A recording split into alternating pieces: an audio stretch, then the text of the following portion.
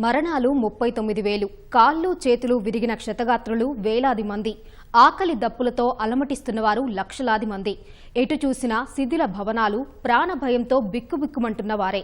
ఇది 10 నెలలుగా సాగుతున్న ఇజ్రాయెల్ హమాస్ యుద్ధం మిగిల్చిన భయానక పరిస్థితులు. అయితే ప్రస్తుతం జరుగుతున్న పరిణామాలను చూస్తే ఈ విధ్వంసం మరింత తీవ్రమయ్యే సూచనలు కనిపిస్తున్నాయి. కారణం హమాస్, హెజ్బొల్లాకు చెందిన కీలక నేతలను ఇజ్రాయెల్ వరుసగా హతమారుస్తూ ఉండడం, దానికి ఆ ఉగ్ర సంస్థలు సహా ఇరాన్, లెబనాన్ ప్రతీకారంతో రగిలిపోతూ ఉండడమే. హమాస్ అగ్రనేత ఇస్మాయిల్ హనియా సహా మరికొందరు నేతలను మట్టుబెట్టడంతో ఉద్రిక్తతలు తారాస్థాయికి చేరుకున్నాయి. ఒక్కసారిగా యుద్ధ మేఘాలు మరింత విస్తరించాయి. దీంతో రెండు వర్గాల మధ్య దాడులు, ప్రతిదాడులు మరింత పెరిగే అవకాశం కనిపిస్తోంది. మరి నిజంగా అదే జరిగితే పశ్చిమాసియా భవిష్యత్ ఏమిటి? యుద్ధాన్ని నివారించడానికి ఏమైనా అవకాశాలున్నాయా?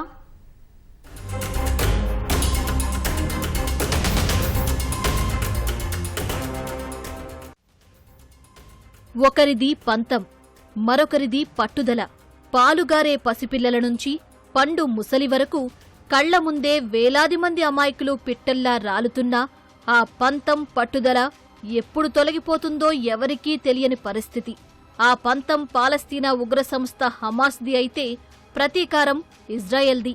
గత ఏడాది అక్టోబర్ 7న ఇజ్రాయెల్పై హమాస్ దాడితో యుద్ధం ప్రారంభం కాగా 10 నెలలైనా అది ఇంకా కొనసాగుతూనే ఉంది. ఇప్పుడు ఆ కొనసాగింపును మరింత ముందుకు తీసుకువెళ్లేలా పలు కీలక పరిణామాలు చోటు చేసుకుంటున్నాయి. తాము చాలా కాలంగా గురిపెట్టిన హమాస్ అగ్రనేత ఇస్మాయిల్ హనియాను ఇజ్రాయెల్ మట్టుబెట్టింది. హమాస్కు మద్దతిస్తున్న ఇరాన్ గడ్డపైనే బుధవారం హనియాను హతమార్చింది. ఆయన హత్యతో యుద్ధం మరింత తీవ్ర రూపం దాలుస్తుందనే విశ్లేషణలు మొదలు కాగా వాటినే నిజం చేస్తూ పరిణామాలు ఒక్కొక్కటిగా జరుగుతున్నాయి. హనియా హత్య జరిగిన వెంటనే ప్రతీకారం తప్పదని ఇరాన్ ప్రకటించగా తాజాగా ఆ దేశ సుప్రీం నేత అయతుల్లా అలీ ఖమేనీ ఇజ్రాయెల్పై ప్రత్యక్ష దాడికి పిలుపునిచ్చారు. ఈ నేపథ్యంలో పశ్చిమాసియాలో రగులుతున్న రావణ కాష్టం మరింత విస్తరించే ప్రమాదం కనిపిస్తోంది.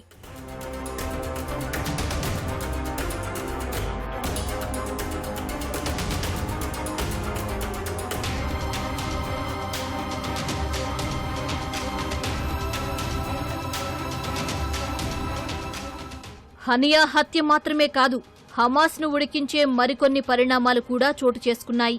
లెబనాన్కు చెందిన ఉగ్ర సంస్థ హెజ్బొల్లా హమాస్కు మద్దతు ఇస్తూ ఉండగా దానికి చెందిన కీలక కమాండర్ ఫాద్ షుక్ర్ లక్ష్యంగా ఇజ్రాయెల్ హనియా హత్యకు కొన్ని గంటల ముందు ఇజ్రాయెల్ దాడులు చేసింది. లెబనాన్ రాజధాని బెరూట్లో హెజ్బుల్లా స్థావరాలే లక్ష్యంగా క్షిపణులతో విరుచుకుపడింది. ఈ దాడిలో 2 చనిపోగా ఫాద్ షుక్ర్ మృతి చెందిన విషయం నిర్ధారణ కాలేదు. ఈ దాడులను హెజ్బుల్లా ధృవీకరించగా షుక్ర్ మాత్రం తప్పించుకున్నారని తెలిపింది. అయితే ఇజ్రాయెల్ సైన్యం మాత్రం ఆయన మృతి చెందినట్లు చెబుతోంది. ఇజ్రాయెల్లోని గోలన్ హైట్స్లో జూలై 27న హెజ్బుల్లా దాడి చేయగా ఫుట్బాల్ ఆడుతున్న 12 మంది చిన్నారులు, యువత మృతి చెందారు. దీనికి సూత్రధారి ఫాద్ షుక్ర్ అని భావిస్తున్న ఇజ్రాయెల్ ఈ దాడులు చేసింది.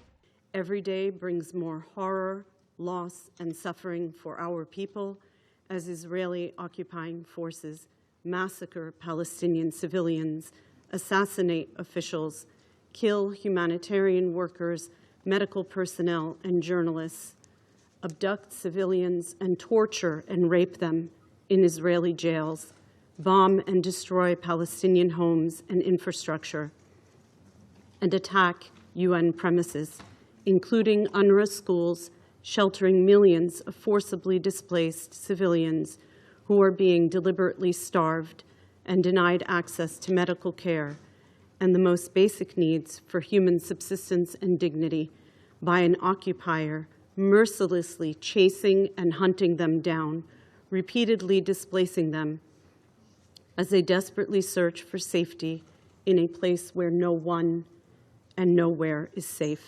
హనియా హత్య, ఫాద్ షుక్ర్ లక్ష్యంగా దాడులతో హమాస్, హెజ్బుల్లా తీవ్ర ప్రతీకారంతో రగిలిపోతూ ఉండగా పుండు మీద కారం చల్లినట్లు గురువారం ఇజ్రాయెల్ ఓ కీలక ప్రకటన చేసింది. హమాస్ సైనిక విభాగం అధిపతి మహ్మద్ డయీఫ్ను హతమార్చినట్లు తెలిపింది. జూలై 13న దక్షిణ గాజాలోని ఖాన్ యూనిస్లో జరిపిన వైమానిక దాడిలో డయీఫ్ హతమయ్యాడు. ఆ దాడిలో 90 మందికి పైగా పౌరులు మరణించినట్లుగా గాజా ఆరోగ్య విభాగం అప్పట్లోనే ప్రకటించగా అదే దాడిలో డయీఫ్ చనిపోయినట్లు ఇజ్రాయెల్ సైన్యం గురువారం తెలిపింది. నిఘా వర్గాల నుంచి అందుకున్న సమాచారంతో ఈ విషయాన్ని ధృవీకరించింది. ఇజ్రాయెల్ దళాలకు తలనొప్పిగా మారిన గాజా టన్నెల్ నిర్మాణం వెనుక మాస్టర్ మైండ్ డెయిఫ్. ఇతడిని హతమార్చేందుకు ఇజ్రాయెల్ దళాలు ఇప్పటి వరకు 7 సార్లు దాడి చేయగా ప్రతిసారీ వెంట్రుకవాసులో తప్పించుకున్నాడు. ఎట్టకేలకు ఇప్పుడు హతమయ్యాడు.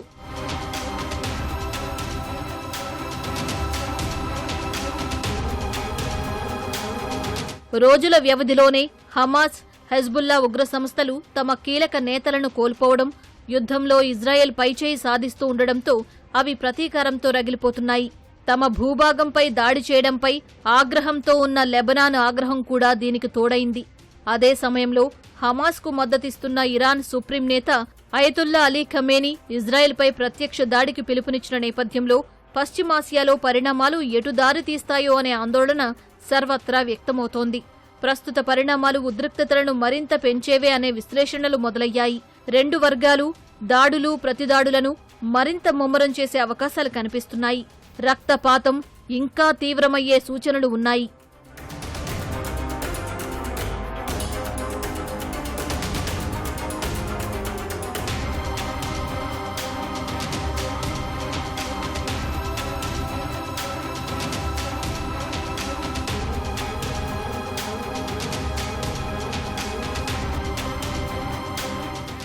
వాస్తవానికి ఇజ్రాయెల్ సైన్యం ప్రపంచంలోనే అత్యంత బలమైన సైనిక శక్తుల్లో ఒకటి.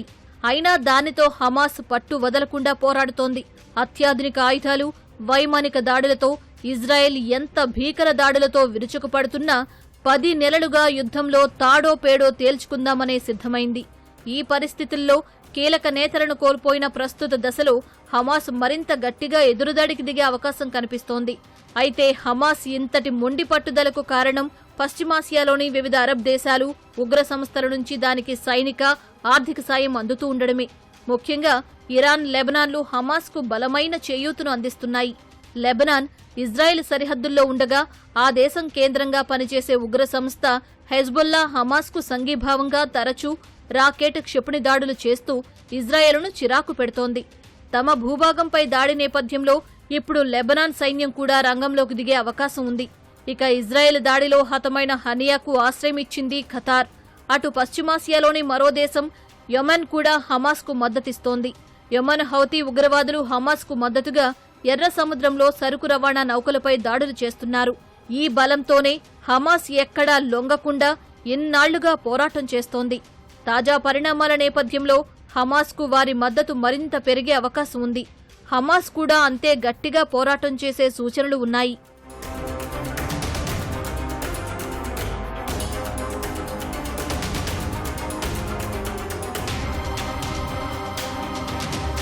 యుద్ధం ఒకసారి మొదలైతే అది ఎప్పుడు ముగుస్తుందో ఎవరూ చెప్పలేరు. 2.5 సంవత్సరాల క్రితం ప్రారంభమైన రష్యా ఉక్రెయిన్ యుద్ధం ఇందుకు ప్రత్యక్ష ఉదాహరణ.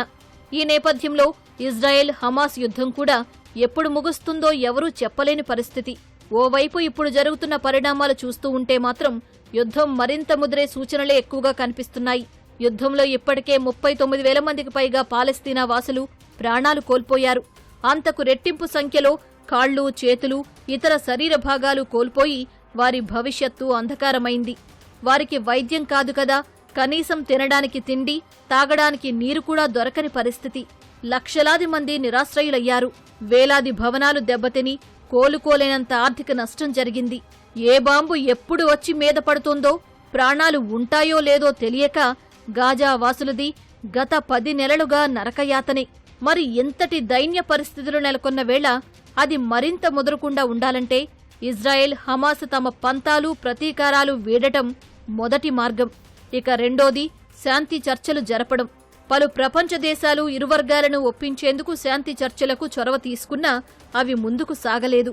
ప్రస్తుతం ఉద్రిక్త పరిస్థితులు మరింత ముదిరి ప్రాణనష్టం పెరిగే సూచనలు ఉన్న నేపథ్యంలో ప్రపంచ దేశాలు శాంతి చర్చలు జరిగేలా మళ్లీ జోక్యం చేసుకోవాలి. ఇది జరిగితేనే సంభవించబోయే రక్తపాతాన్ని నివారించగలం. నిజంగా అలా జరిగితేనే అది ఒక్క ఇజ్రాయెల్, పాలస్తీనా, హమాస్కు మాత్రమే కాదు, పశ్చిమాసియాకు, అంతిమంగా ప్రపంచానికి మేలు చేస్తుంది. మరి అన్నీ అనుకూలించి అలా జరగాలని అందరి ఆకాంక్ష.